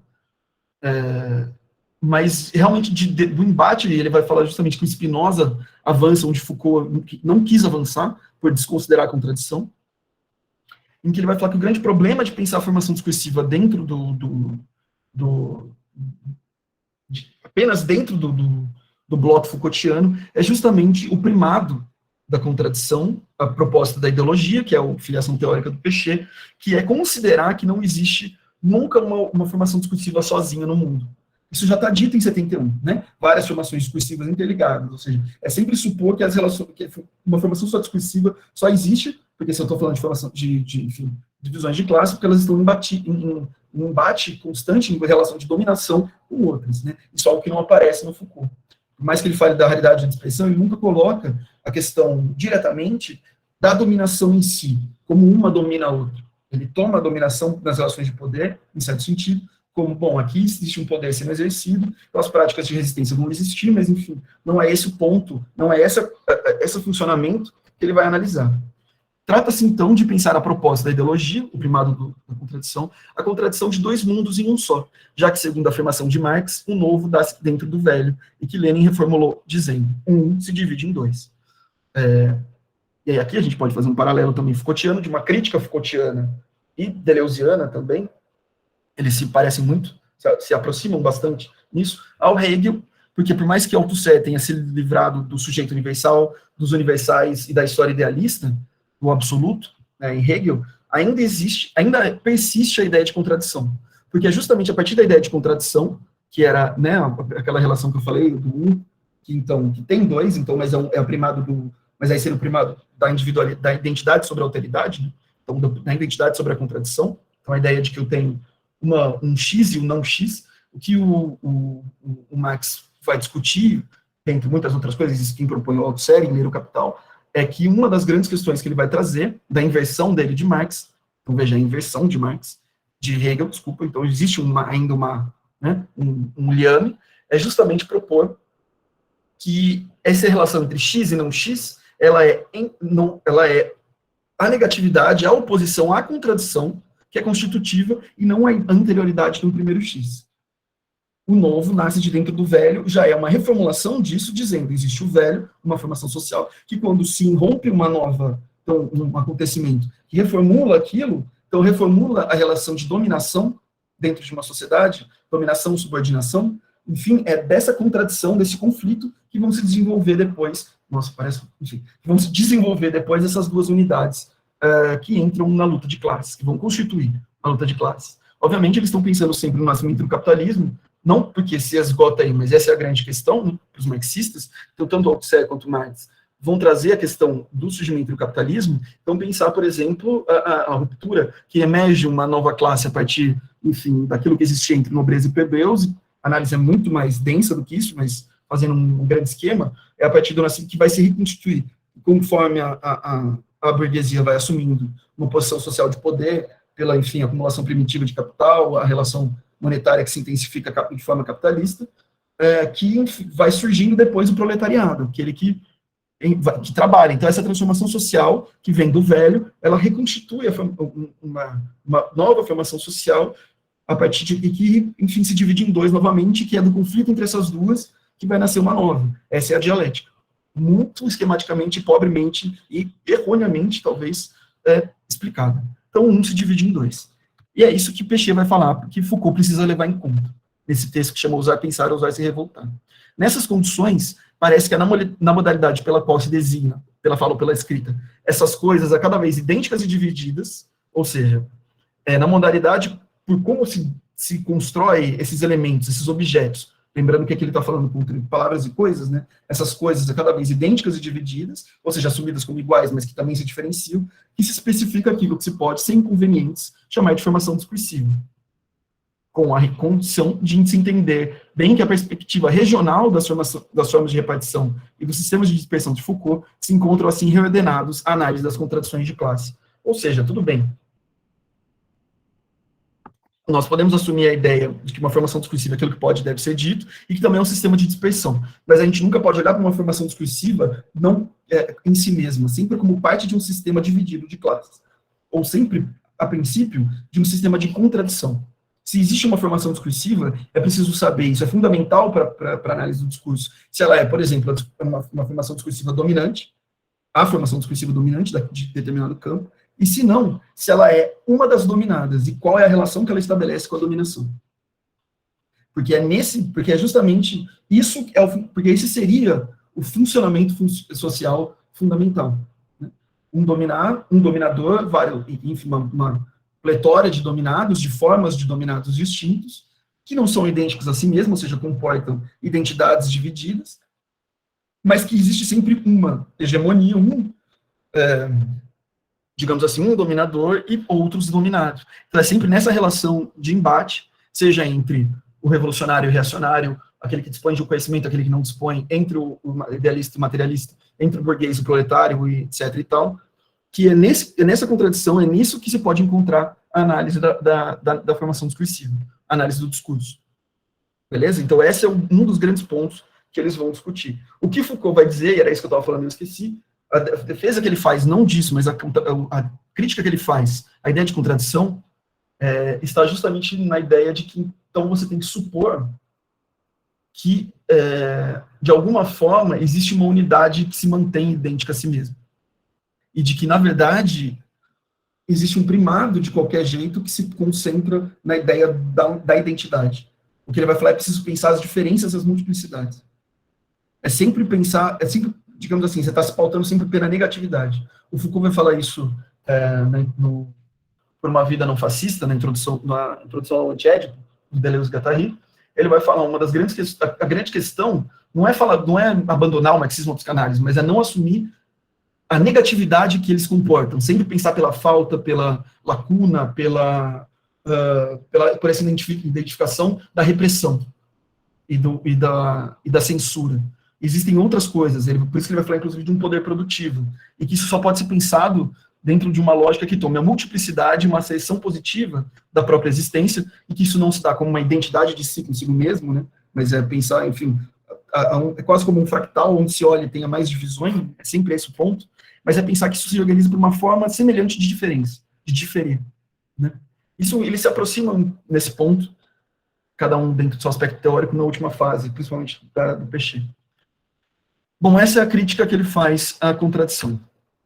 Um exemplo que a gente pode ver isso funcionando, que eu também analiso, em contraposição ao que se deu no efeito metafórico entre as paráfrases 1 e 2. Aqui, a paráfrase 2 e 3 ela não forma uma família parafrástica, necessariamente, mas ela se forma aquilo que Coutinho chamou de em certo sentido, é possível reconstituir daí um enunciado dividido, que é um enunciado que ele é marcado por duas formações discursivas diferentes, em contradição, e que ele é marcado pela repetição de uma mesma forma nominal, forma sintática, enfim, ou nominal, e que, enfim, existe alguma diferença em que nessa diferença existe uma relação de oposição.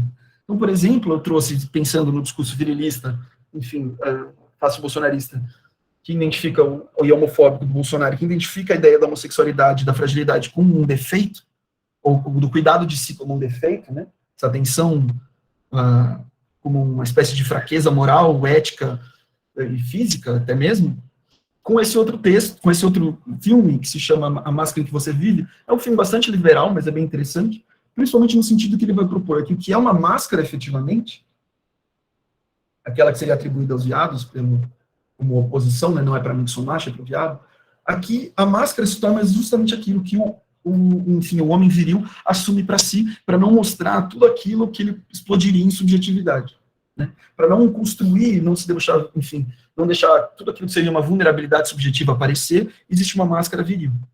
Então, veja, eu tenho uma mesma palavra que aparece em dois lugares, máscara, com sentidos diferentes. E é uma mesma forma possível de se constituir desses dois discursos, que seria máscara é coisa de, mas a contradição reaparece entre duas formações discursivas. Máscara é coisa de viado, como uma formação discursiva dominante, e máscara é coisa de macho, uma formação discursiva aí, nesse certo sentido, dominado. Beleza? Então, isso mostra um pouco a contradição entre as teorias no sentido. Para entender o que é máscara, eu posso pensar só dentro de uma mesma família discursiva, ou eu posso fazer isso ranger a partir do momento que eu vejo que faz parte, inclusive, da assunção de máscara como uma coisa ruim, eu separar essa máscara como uma coisa que serviria para mim em outros tipos de formulação. Beleza? Bom, chegando num dos últimos conceitos de interdiscurso, que deriva desses outros. Então, bom, se um sentido, como a gente viu aqui, ele está sempre em contradição, e esse é um princípio fundamental, porque se, enfim, existe autonomia relativa da língua, do outro lado tem os processos discursivos ligados à fratura social, e a fratura social se dá na contradição, então as palavras vão também se relacionar com a contradição, isso significa que existe uma relação entre os discursos que também rege, de alguma forma, essa coexistência. Podemos chamar interdiscurso esse todo complexo com o dominante, que é a forma, enfim, que o Althusser usa para definir a ideia das relações entre as ideologias, um todo complexo, ou seja, um todo que não é apenas um dominante e um dominado, mas e uma multiplicidade, uma pletora de dominados, e que seja, enfim, não idêntico a si mesmo. Para falar isso das ideologias, ele vai retomar esse termo, para falar, então, um discurso como esse todo complexo com o dominante, das formações discursivas, esclarecendo que também ele é submetido à lei da desigualdade, contradição, subordinação, que, como dissemos, caracteriza o complexo das formações ideológicas. Bom, isso significa, então, que é sempre necessário, e que isso seria uma crítica que esse texto é anterior a esse aqui, né? Então ele também, em certo sentido, caminha para aquilo que vai ser dito sobre a formação discursiva em Foucault, que é, um discurso não existe nunca como si mesmo, ele sempre existe em relação a outro discurso, ou outros discursos, em que ele está sempre em uma relação de desigualdade, seja consigo mesmo, seja com esse outro discurso, eles não têm a mesma desigualdade aqui, não só porque eles são diferentes, mas desigualdade porque eles não têm a mesma questão, eles não aparecem da mesma forma socialmente, eles são contraditórios, eles fazem parte dessa divisão fundamental de dominação e de subordinação, então, um ao outro, beleza?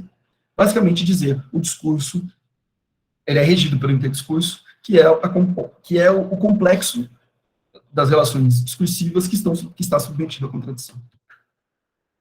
Como isso aparece? O interdiscurso ele vai aparecer justamente por uma análise linguística. Bom, ele vai propor, então, o primado do interdiscurso, em 75, em que ele vai dizer, nesse sentido, pode-se bem dizer que o intradiscurso, o fio do discurso, ou seja, essas sequências que são identificadas, ou esse dizer que a gente identifica como um discurso, seja do sujeito, ou, enfim, seja de muitos, ele é, a rigor, um efeito do interdiscurso sobre si mesmo. É uma forma de fechamento do próprio interdiscurso, uma interioridade inteiramente determinada como tal do exterior. Ou seja, o discurso ele é uma dobra do interdiscurso. Só que essa dobra nunca vai ser perfeita, porque ela sempre vai estar, enfim, ela sempre está, enfim, a gente vai ver isso quando ele vai falar do lapso, né? Mas ela está sempre pronta para ser desfeita, a dependendo do acontecimento discursivo. Mas então é esse efeito de interioridade que é o que constitui um discurso, para lembrar, enfim, que ele está sempre em relação ao outro. Como ele analisa isso? Através da ideia de pré-construído. E aqui, em 1971, eu peguei, porque eu acho que ele traz exemplos muito bacanas, e eu recomendo esse texto, chama Metáfora Interdiscurso, em que ele vai trazer alguns exemplos e vai trabalhando, explicando um pouco essa parte. E aí ele traz esse primeiro exemplo. A crítica de Chomsky é interessante. Bom, esse enunciado, ele traz, do ponto de vista da gramática gerativa, uma ambiguidade, porque a crítica de Chomsky pode ser separada, ela é uma forma, enfim, que pode entrar tanto como a crítica que Chomsky fez, ou a crítica que foi feita a Chomsky, certo? Ela é uma nominalização dessas duas outras sentenças, dessas duas outras formas sintáticas. Isso cria uma ambiguidade. E Chomsky vai dizer, bom, então você precisa, para resolver isso, ou você transforma de volta uma forma extensa, ou, enfim, você diz literalmente, mas o próprio que a análise está feita, isso não traz um grande problema. Numa notação da gramática geracional, eles vão transformar isso de novo nessas duas, eles vão notar a partir justamente, fazer a notação a partir dessas duas configurações, pode ser um ou pode ser outro, existem essas duas formas de analisar essa sentença. Mas o Peixe falou, bom, se isso está resolvido do ponto de vista sintático, não é sempre assim que isso ocorre. Né? Aqui a gente já poderia entender que a crítica de Chomsky ela poderia se resolver dentro de um texto semanticamente, por exemplo, a depender de como se constrói um enunciado. A gente poderia entender que a crítica de Chomsky aqui se refere, enfim, pelo aquele discurso, como ele se refere a Chomsky, de uma forma e não de outra. Mas aí ele segue, existe uma forma de notação, ou uma forma de construção frasal, que Frege, lá em 1800 e não sei quanto, no fim do século XIX, ele percebeu como um problema, deu como um problema que era um problema da língua natural, e que até hoje não foi resolvido e que resvala do problema do sentido, que é a ideia de quando eu tenho uma oração formada por um determinante, um nome, uma oração formada pelo que, principalmente como pronome reflexivo, não, como conjunção subordinativa integrante, enfim, o que vai dar na explicativa ou na aditiva, um sintagma verbal 1 e um sintagma verbal 2. Ou seja, o problema que nós temos quando nós encontramos orações relativas. Pronome relativo. Isso. Então, se eu tenho uma adjetiva explicativa, ou uma adjetiva explicativa ou positiva, ou uma explicativa restritiva. Ou seja, quando eu leio o homem que é racional é livre, como eu consigo determinar aquilo que é racional? Todo homem é livre, pois ele é racional, ou seja, todo homem que é racional é livre, ou existem homens, e dentre eles existem aqueles que são racionais e que, portanto, são livres. Ou seja, ela é efetivamente uma restritiva e uma explicativa. Como isso se dá? O problema que se coloca, principalmente para a notação lógica, é que você teria dois pensamentos que se interseccionam, e um deles, ele é o pré-asseverado, e o outro é asseverado no momento da enunciação. Então, não existe a possibilidade de negar um primeiro, esse pré-asseverado, sem ter que construir uma outra oração que seja, enfim, acessória. Por exemplo, eu posso falar, o homem que é racional é livre, ou seja, todo homem, somente o homem que é racional é livre, ou o homem que é racional é livre, entendendo-se que nem todo homem é racional, ou entendendo-se que todo homem seja racional. Existe, então, um pressuposto que sustenta esse enunciado. E esse pressuposto não pode ser nunca negado nessa própria oração. Eu não posso, o que eu posso fazer com essa oração para modificá-la é dizer, um homem que é racional não é livre, mas eu não consigo negar o que é racional. Então, a ideia da existência de um pressuposto que se introduz e faz um problema na lógica vai levar Peixe a supor, bom, isso então é um fio de outra ordem, um enunciado de outra ordem, exterior a esse discurso aqui analisado, que entra e permite que ele exista, que permita que ele possua sentido. O homem que é racional é livre. Aqui a gente tem a dobra do interdiscurso. Então é a partir dessa autonomia da língua, porque toda vez que eu tiver essa forma, essa notação determinante, nome, pronome reflexivo, sintagma verbal 1, sintagma verbal 2, eu necessariamente, dentro dessa língua, como ela se constrói em relação a si mesma, pensando que então a língua é uma dobra sobre si mesma, ela vai ocasionar com que uma dobra dentro do discurso e uma evocação do interdiscurso que se faz aparecer. Beleza? Isso suporia que não há, de início, uma estrutura sêmica de objeto e, em seguida, aplicações variadas dessa estrutura, nessa ou naquela situação, mas que a referência discursiva do objeto já é constituída em informações discursivas, técnicas, morais e políticas, que combinam seus efeitos em efeitos de interdiscurso. Aqui, resumido, a gente tem, basicamente, a proposição de análise pensando o efeito metafórico, as paráfrases discursivas, a formação discursiva e o interdiscurso. Né? Não há de início uma estrutura sêmica do objeto, ou seja, não há de início nenhuma entidade objeto da qual emana o sentido, e nenhuma estrutura, por exemplo, como uma semântica lexical, uma estrutura inerente à língua, da qual, enfim, ele vai ser aplicado nessa ou naquela situação. Né?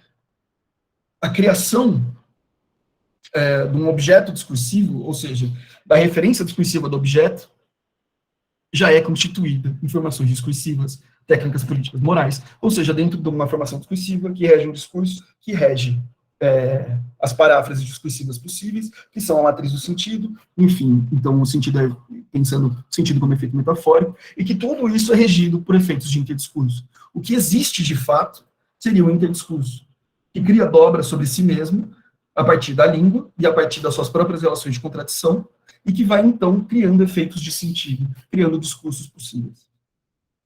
Espero que tenha ficado claro. Ainda tem a última reflexão que eu acho que é a mais interessante.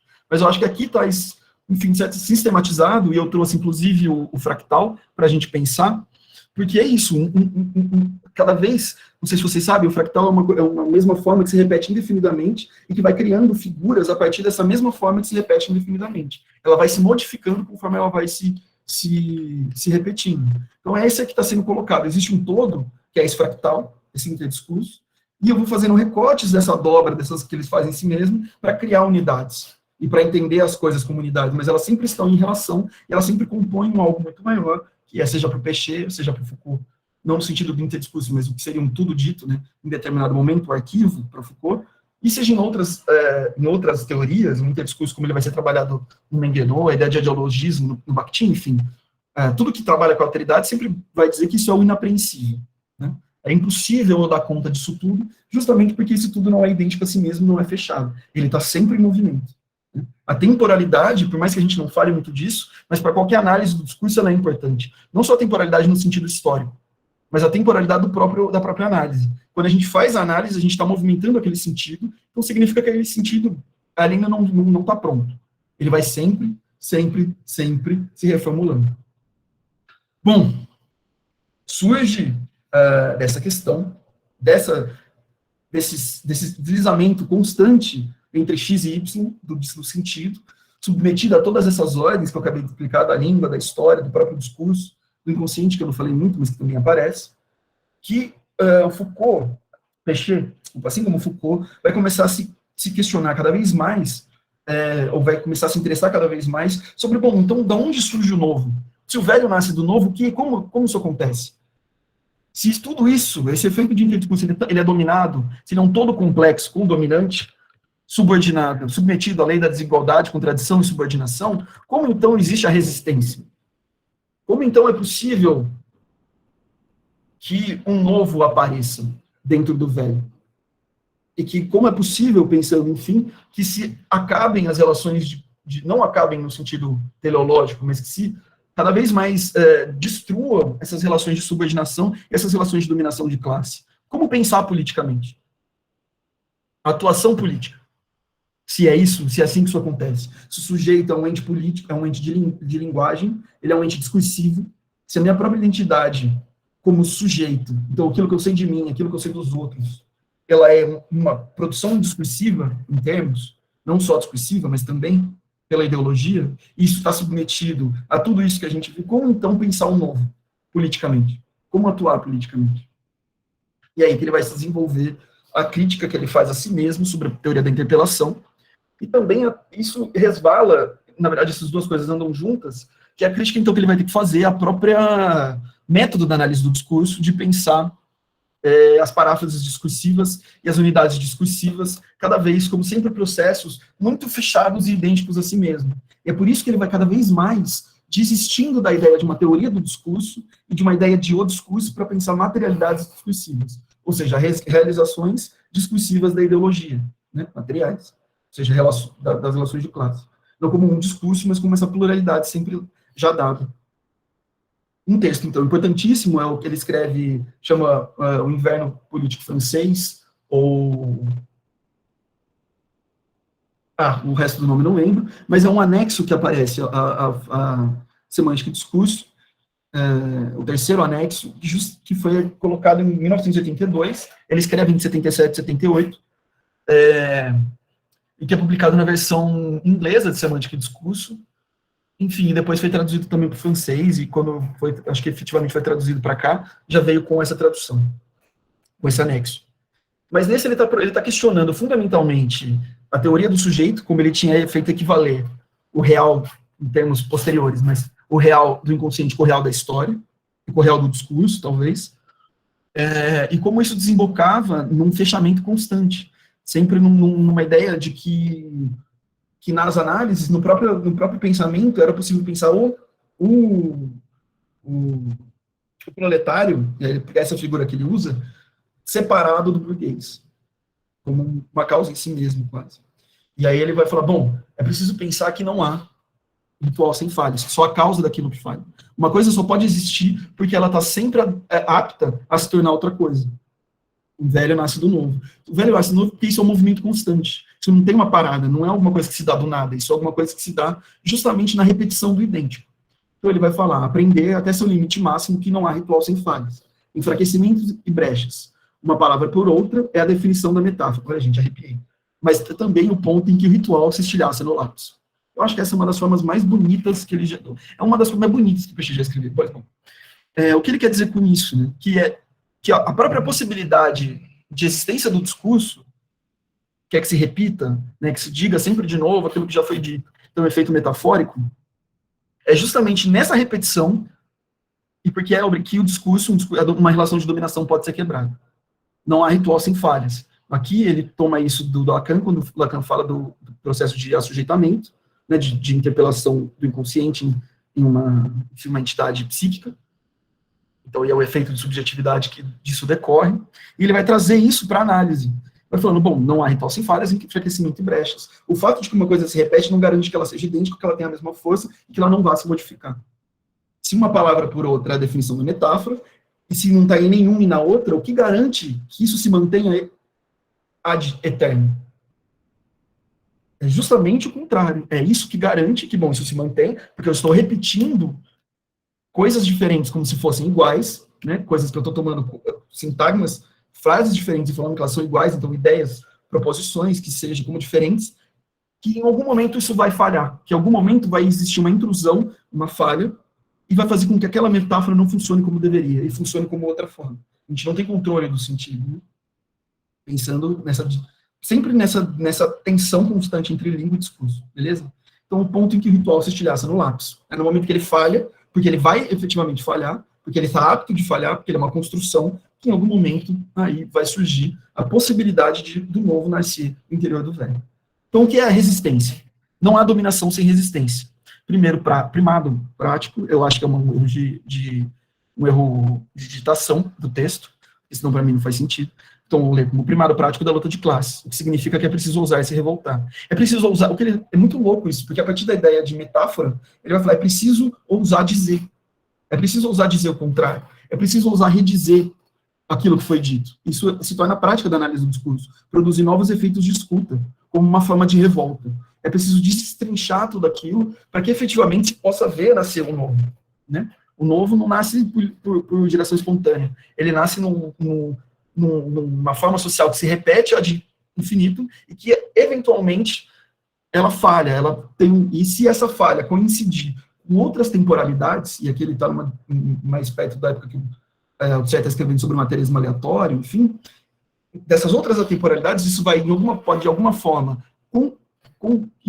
culminar num acontecimento discursivo, um acontecimento social, e produzir um outro efeito, e produzir uma reconfiguração da formação social. Né? Então, de novo, e aqui a gente encontra a temática e a crítica do Foucault, né, essa aposta constante no negativo.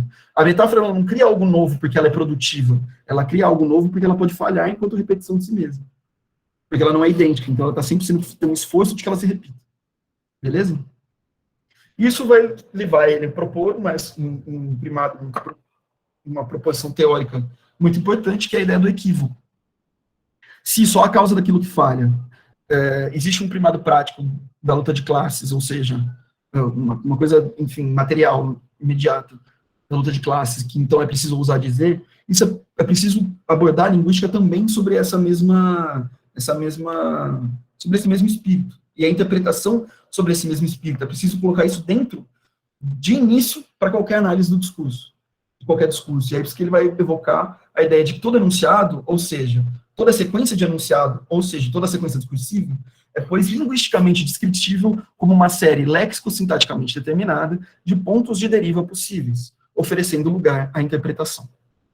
Então, como ele vai incluir isso na teoria?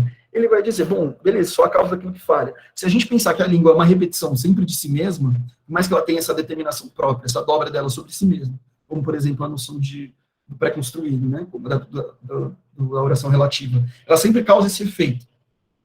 Mas ainda assim, cada um dos seus termos, por mais que tenha uma ordem própria, ele está sempre propício, sempre apto a se tornar outra coisa, porque ele está sempre apto a ser repetido até que ele eventualmente se transforme em outra forma de dominação, ou ele está sempre apto a ser repetido até que eventualmente aquela forma de dominação falhe, e ele mesmo que momentaneamente se torne outra coisa.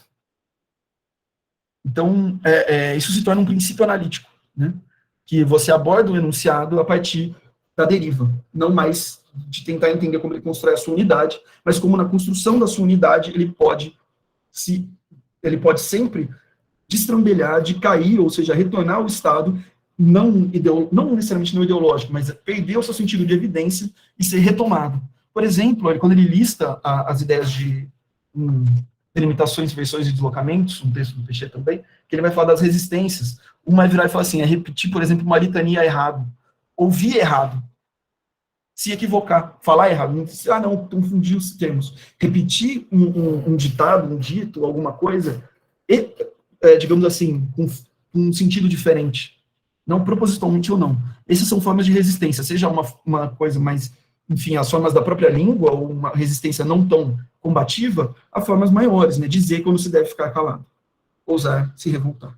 Enfim, eu estou arrepiando, porque parece que essa seria, efetivamente, a forma prática da análise, como que a questão política para o Peixet está sempre presente quando ele está pensando a teoria. Né? Um exemplo 4, que é o último que eu analiso, que é a SD5, a outra imagem eu trouxe, eu não cheguei a analisar. Ela é muito mais simples e menos política, em certo sentido, do que as outras, né? Ela é menos pungente. Se home office fosse bom, se chamaria mulher office. E aqui também é porque ele começa a ver, justamente, então, nas formas linguísticas que falham, o lugar para produzir análise. Então, ele vai falar do sonho, do lapso, do xiste e, enfim, do ato falho. Né? Então, são lugares justamente que algo de outra ordem, algo falha, algo não dá certo. São os rituais lacanianos, né, quando ele fala que só é causa aquilo que falha e não há ritual. Não há ritual sem falhas. É disso que ele está falando, né? Desses elementos que aparecem e se introduzem à revelia. Então, pensando aqui, a gente pode pensar, porque como esse enunciado se torna possível, se não pelo equívoco? Né? Se home office fosse bom, se chamaria mulher office. Bom, essa primeira frase, que ela é efetivamente um pré-construído, em muitos sentidos, né? Se home office fosse bom. Gente, eu pulei, mano. Eu pulei isso aqui. Ah, era só para falar dessa, enfim, dessa contradição e... Ah, não vai dar tempo. Que droga, fiquei triste. Bom, se home office fosse bom, se chamaria mulher office. Vamos focar aqui, que senão não consigo terminar. Bom, esse primeiro elemento que a gente pode entender como um efeito imaginário de uma anterioridade, né, em que alguém que supõe-se memória discursiva, um outro tipo de volta dentro da discursiva, de dobra sobre si mesmo. Se home office fosse bom, pressupõe-se que alguém teria dito em algum momento, mesmo que não tenha dito, como efeito então de sustentação imaginária desse enunciado, que home office é bom. Então a gente já tem esse primeiro elemento. Mas depois se diz, se chamaria mulher office. É uma piadinha, efetivamente, mas é um xiste, né? O que está em questão? Qual é a modificação? É que, bom, é pelo reconhecimento de um termo, enfim, um neologismo brasileiro, né, que home office se oporia originalmente, idealmente, a workplace, em inglês, se bem que mesmo que o home office não exista, né, pelo fato de que home se parece ortograficamente com homem, que é uma forma coloquial de homem na língua portuguesa, foi possível inverter completamente, não completamente, mas inverter não só daquilo que se fala, mas qual seria o sentido daquilo que se fala. O home office se torna mulher office, porque, enfim, uma relação opositiva. Mas somente mediante, primeiro, uma ordem própria à língua, de uma língua que pode, que encontra, que existe a possibilidade dessa homofonia e homografia entre homem e home, e entre homem e homem, enfim, essas duas tensões, e pelo fato de, então, como isso pode ser introduzido e reutilizado na língua portuguesa, que esse sintagma original, se home office, no caso, se torna uma outra coisa. Né? Se torna algo ruim, enquanto o outro bom, se antes era um regime de trabalho, agora se torna uma questão de gênero, em certo sentido. A gente vê o mesmo funcionamento, mas agora, enfim, digamos assim, a mesma trapaça fonética, que eu chamo no texto, fonética fonológica, mas agora funciona de outra forma, né? Se aqui denuncia na SD5 uma espécie de aversão na prática do home office, como uma imposição, enfim, isso estaria muito num nível quase superinterpretativo, né? Mas de alguma forma se recusa a ideia de home office. Nesse segundo, já existe uma crítica muito mais pungente, né? Como, por exemplo, o home office faz uma menção direta aqui à divisão social do trabalho, que é o homem trabalhando, enquanto mulher office se torna, enfim, fazendo todos os 3 turnos aí representados, né, cuidar do filho, cuidar da casa e trabalhar. E, novamente, essa comparação, então, essa coisa de outra ordem que se insere numa ideologia dominante só pode aparecer, a imposição do home office, né, que faz surgir isso, a partir desse encontro da língua com o discurso. Beleza? Porque justamente um termo pode ser sempre outro, como ele colocou, todo enunciado, toda sequência de enunciados, pois linguisticamente descritível como uma série de pontos de deriva possíveis. Aqui a deriva, nesse caso, de home office, desse sintagma nominal, é a palavra home, mas podia ter sido outro. Beleza? E eu concluo, para dar o tempo de alguém quiser falar para mim alguma coisa, com essa citação gigantesca do Peixê, mas que eu acho que ela representa um dos poucos momentos de pura, não diria positividade, mas de puro furor teórico e, de alguma forma, um otimismo em relação à teoria e em relação à prática política. Por esse viés, o viés, enfim, que ele propõe da só causa daquilo que falha, não estaria a série analítica, sonho, lapso, ato falho, xiste, encontrando obliquamente aqui algo que infecta constantemente a ideologia dominante do próprio interior das práticas em que ela tende a se realizar. O lapso e o ato falho, falhas do ritual, bloqueio da ordem ideológica, bem que poderiam ter alguma coisa de muito preciso a ver com esse ponto sempre já aí, essa origem não detectável da resistência e da revolta. Formas de aparição fugidias de alguma coisa de uma outra ordem. Vitórias ínfimas que, no tempo de um relâmpago, colocam em xeque a ideologia dominante, tirando parte de seu desequilíbrio. Aqui, talvez, seja a melhor forma de entender como resistência a equívoco e análise do discurso se encontram, né? E qual é o objeto, então, de análise? É justamente não mais onde a gente encontra a repetição pura da identidade, seja porque o sujeito não é igual a si mesmo, a ideologia ela é fraturada em contradição, e a língua não é igual a si mesma, porque ela está constantemente apta a regra, né, ela é tanto a execução quanto a falha, né, ela é tanto o atingir quanto não atingir. Então, seja por isso, mas seja porque também a própria ideia de repetição implica, e de dominação, da dominação através da repetição do mesmo, implica a possibilidade dela falhar. Então, implica a possibilidade política dela falhar. Então, indica a possibilidade da resistência dentro da dominância. E é curioso porque ele inclusive, enfim, pode dizer, como dominância, ele fala que é uma... Porque mesmo como uma pequena coisa, como uma coisa que ele fala, vitórias ínfimas, no tempo de um relâmpago, elas ainda aparecem e podem desestabilizar. Não quer dizer que elas vão, e não quer dizer que, enfim, esse desequilíbrio vai efetivamente culminar numa transformação social. Mas isso é um fato a ser analisado, e é um fato a ser instigado. Ousar se revoltar, ousar pensar, ousar se revoltar, ou se calar quando se deve ficar quieto. Enfim, gente, essas são as referências. E é isso. Eu agradeço muito a escuta de vocês.